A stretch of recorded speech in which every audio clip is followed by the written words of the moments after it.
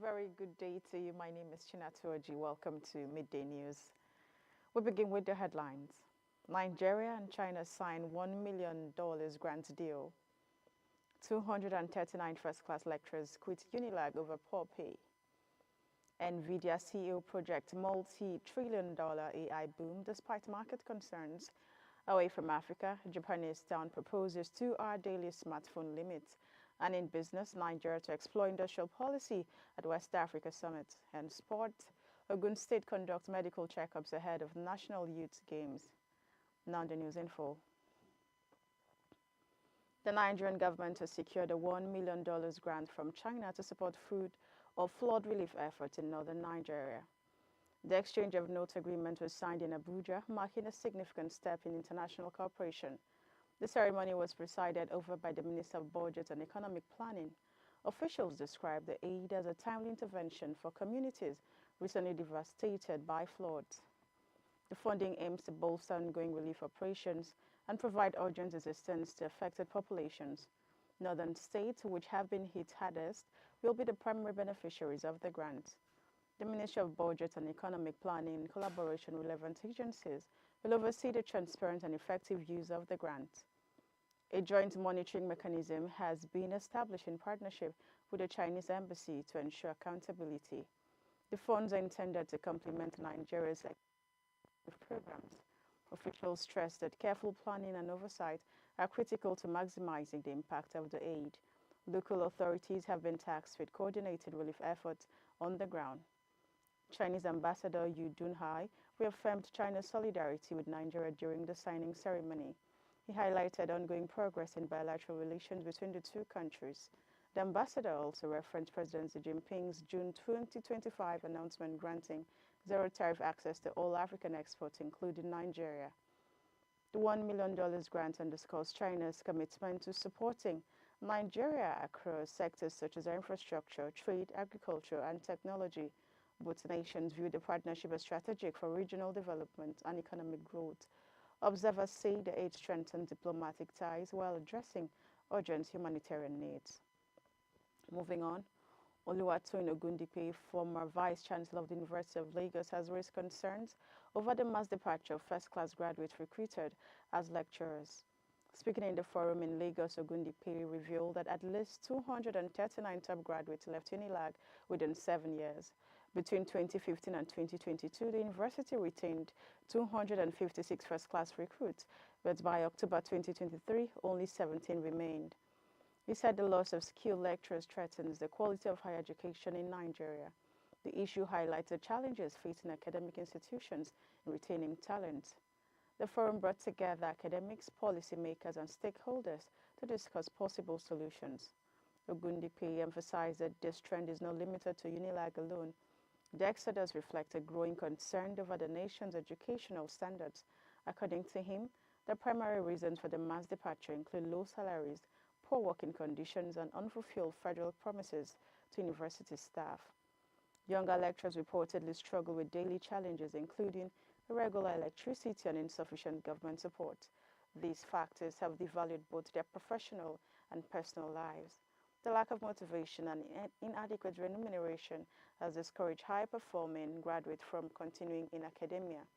Ogundipe warned that without reforms, universities risk losing more talented staff.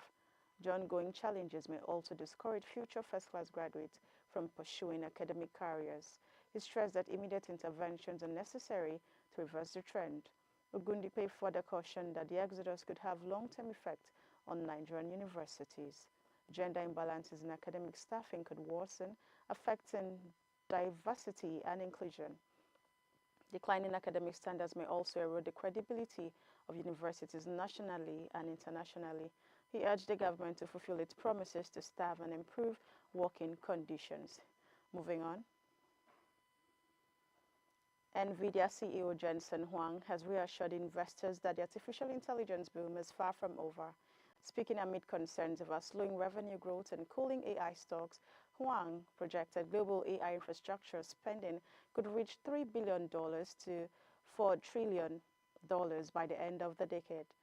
The comments followed NVIDIA's third quarter forecast of around $54 billion, slightly above analyst expectations, but below the lofty predictions that fueled earlier stock surges. He emphasized that the company remains central to the AI revolution.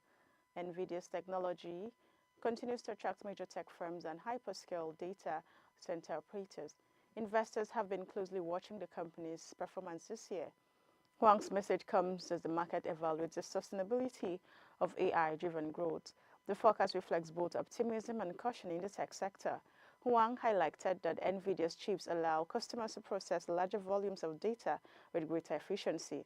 Recent sales, including a $650 million order of reduced capability H20 chips out of China, demonstrate continued strong demand despite global economic uncertainties. He said the company's Blackwell and Hopper processors are already in high demand through 2026. NVIDIA's dominant market position is reinforcing technology that powers AI applications for major players like Microsoft and Amazon. The company continues to innovate to meet the increasing needs of global data centers. Strong product adoption underlines NVIDIA's strategic importance in the sector.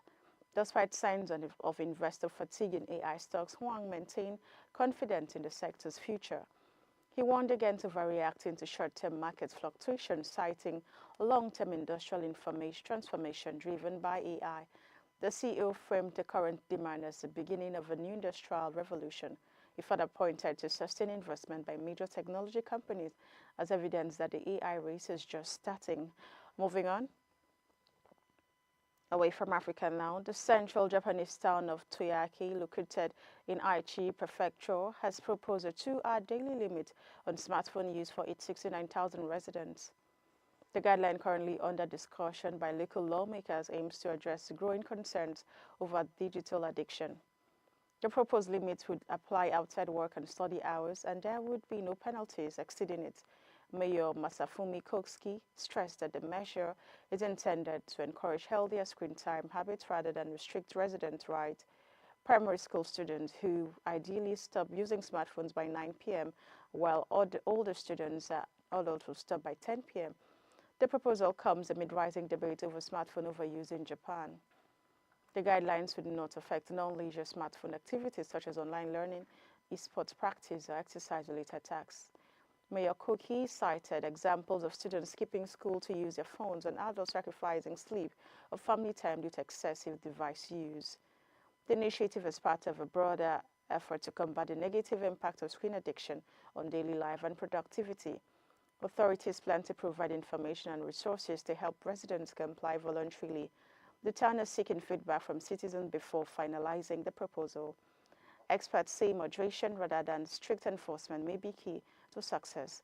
Education campaigns may accompany the initiative to ensure understanding. The mayor further emphasized a balanced approach to protect well-being without imposing harsh restrictions. Public reaction to the proposal has been mixed. During consultations, more than 120 residents contacted city authorities, with roughly 80% expressing opposition. The debate highlights the growing societal concerns over technology use and its impact on mental health. Toyaki's initiative could inspire other local governments to consider similar measures. We now go on a quick break. The news continues when we return.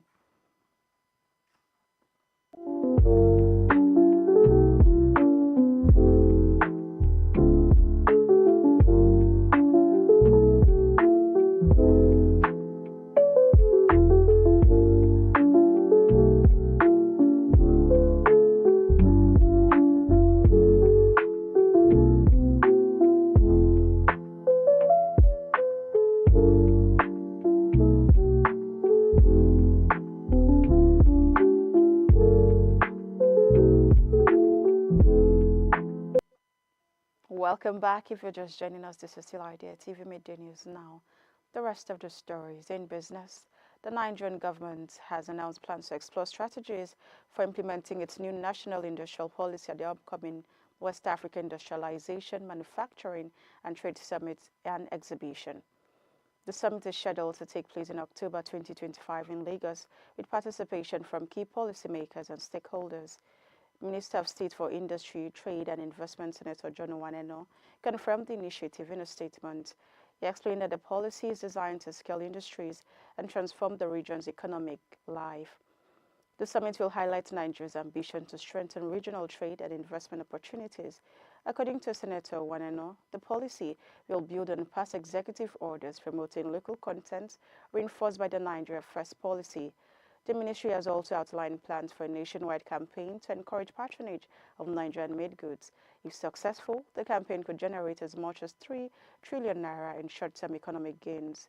The minister further stressed the importance of boosting local industries to create jobs and reduce import dependency. Strengthening industrialization is also seen as a key to unlocking Nigeria's economic potential. By aligning trade and manufacturing strategies, officials hope to drive sustainable development. The government says collaboration between public and private sectors is also crucial for success. Senator Waneno has emphasized that the summit is more than just a networking event. He described it as a platform to accelerate West Africa's industrialization, scale micro, small and medium enterprises, and maximize manufacturing resources. The organizers, the MG Nigeria event, said the gathering will bring together industry leaders, investors, and policymakers. Discussions will cover industrial policy, regional trade, integration, infrastructure development, financing, and technology adoption. The outcomes are expected to shape future strategies for manufacturing and trade in the region. Stakeholders view the event as a milestone in the drive toward economic transformation. And now in sports, the Ogun State government has carried out comprehensive medical screening for its athletes ahead of the 9th National Youth Games in Asaba Delta State. The exercise held in Abeokuta under the supervision of qualified medical personnel aimed to certify the health, fitness, and physical readiness of the state's contingent. Athletes underwent assessments including vital signs monitoring, full body examinations, and general fitness checks, ensuring early detection of potential health concerns.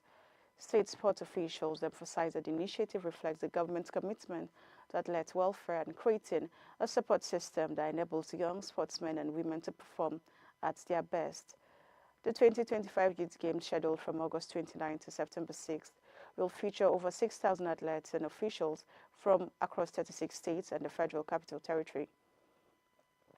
Ogun State officials expressed confidence in their contingent's preparedness and determination to deliver strong performances at the competition. And that brings us to the end of the news on Idea TV. But before we go, here's a recap of the headlines. We brought you news that Nigeria and China signed a $1 million grant deal. We also told you that 239 first-class lecturers quit UNILAG over poor pay.